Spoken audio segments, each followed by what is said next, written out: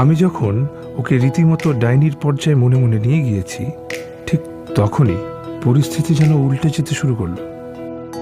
যারার সবার সাথে সহজে মিশে যাওয়া, যারার ন্যাচারাল এক্সপ্রেশনস, যারার হাসি সাধারণ, কিন্তু কোথায় যেন খুব অসাধারণ। হায় হায়, এ কি অবস্থা! কি ভাবছি আমি এসব? আমার কাহিনী তো ঘুরে যেতে শুরু করলো। ধুর, কি হচ্ছে সব মাথার ভেতর? আমি জানি না